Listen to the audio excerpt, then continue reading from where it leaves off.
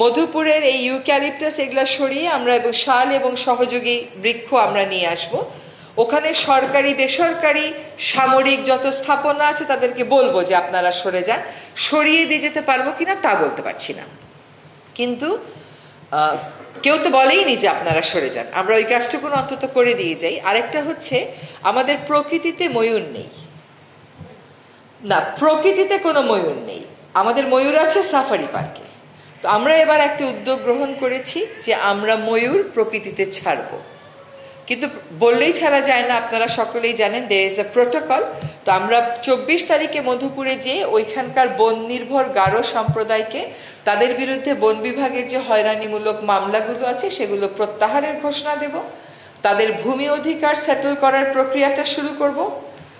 আমরা শালবন পুনরুদ্ধার করার কাজটা শুরু করে দিয়ে আসবো, এবং আমরা শালবনে ময়ূরটা কমিউনিটির সাহায্য নিয়ে রিলিজ করে দেব। মোট 4টি প্রজাতি প্রকৃতিতে আবার ফিরিয়ে আনার কাজটা আমাদের সময়ই করে দিয়ে যাব। আর খুব চেষ্টা করেছিলাম বাংলাদেশ থেকে হারিয়ে যাওয়া 2টা বৃক্ষের প্রজাতি আবার বাংলাদেশে এনে রিইন্ট্রোডিউস করা।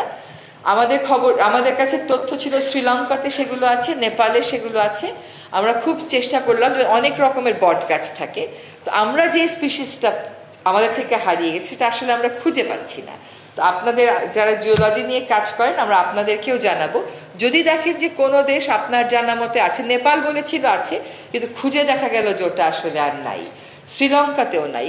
মূল প্রজাতির অন্যান্য উপপ্রজাতি আছে, কিন্তু যেটা আমাদের দেশ থেকে হারিয়ে গেছে ওটা আমরা খুঁজে পাচ্ছি না। সো আমরা যেন হারিয়ে গেছে, নষ্ট হয়ে গেছে এগুলো তো বলেছি, জানি, এখন আমরা আসলে কাজটা শুরু করে দিতে চাই।